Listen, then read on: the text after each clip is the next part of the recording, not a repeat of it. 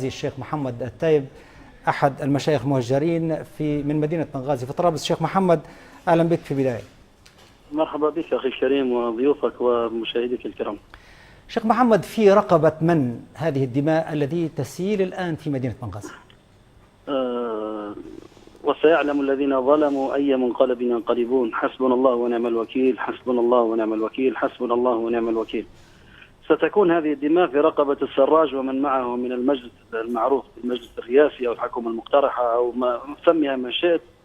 أول من يتولى إثمهم ودماءهم هو السراج ومن معه، ثم المجلس الأعلى للدولة، ثم بعد ذلك كل مسؤول في هذه الدولة يستطيع أن يوقع على دخول الهلال الأحمر أو الصليب الأحمر أو أي منظمة دولية تخرج بهؤلاء العائلات والأطفال العالقين. وطبعا الاسم الأكبر للقتلة اللي متحدث باسمهم من يدعى بالعيد الشيخي صاحب التاريخ السيء، التاريخ الفاسد في بنغازي، الذي يعرفه البنغازي بفساده وعهره وفجوره، واصبح الان هو الممثل والناطق باسم التنظيم العصابي الاجرامي ما يدعى كرامه حفتر. فهؤلاء هم المسؤولون جميعا، وسيعلم الذين ظلموا اي منقلب ينقلبون، وسنشاهد ان شاء الله مصاريعهم وسيحاسبهم الله عز وجل في الدنيا وفي الاخره ان شاء الله. طيب، لابد أن أي شخص لا يمكن أن تختفي منه النظرة الإنسانية. هل من خطاب يوجه إلى من لا يزال الآن يساعد في، أو على الأقل لا يساعد في أن تزول هذه المأساة في منطقة قنفودة تحديدا؟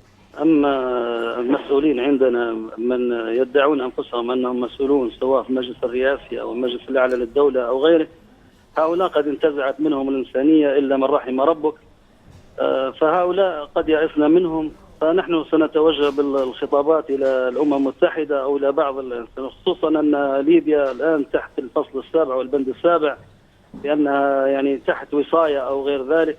لعل الأمم المتحدة يكون فيها هناك من في قلبه بعض الإنسانية وبقية الإنسانية، يخرج بالأطفال والنساء والعجزة والعمالة الوافدة. فهؤلاء الذين قد نزعت منهم الإنسانية ونزعت منهم الرحمة نسأل الله سبحانه وتعالى ألا يرحمهم وأن ينزل عليهم غضبه وسخطه. بالنسبة لهؤلاء الذين ابتلوا، يعني العائلات العالقة والأطفال، وما هي الكلمة التي يمكن أن تتوجه بها إليه؟ نقول لهم اصبروا وصابروا ورابطوا واتقوا الله لعلكم تفلحون. إن شاء الله الفرج قريب بإذن الله عز وجل، سيجعل الله بعد عسر يسرا. ولكن هذه الشدائد وهذه الصعوبات وهذه الفتن كلها لتعرفوا على من نزعت من قلب الإنسانية ومن نزع من قلبه الرحمة ومن لا يزال في قلبه بقية خير. فكل ذلك يعني موجود ويسطر في التاريخ. للأسف ليس هناك قبائل ولا أعيان في المنطقة الشرقية لهم رجولة ولا لهم نخوة ولا لهم وقفة، يقفون مع أبنائهم ونسائهم، يسمعون من هذا العاهر الفاجر الفاسد الذي يدعى بالعيد الشيخي هذه الكلمات عن نسائهم وأبنائهم، ويسكتون يصمتون. للأسف نزعت منهم الرحمة، نزعت منهم الرجولة، نزعت منهم الأخلاق، وليست لديهم يعني أي معنى من معاني الرجولة. وأقول للعالقين اصبروا وصابروا، والله بإذن الله عز وجل الفرج قريب إن شاء الله، وسيكون هناك هلاك الظالمين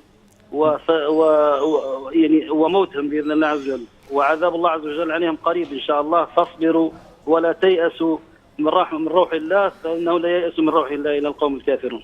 الشيخ محمد التايب أحد مشايخ مدينة بنغازي المهجرين في مدينة طرابلس، شكرا جزيلا لك.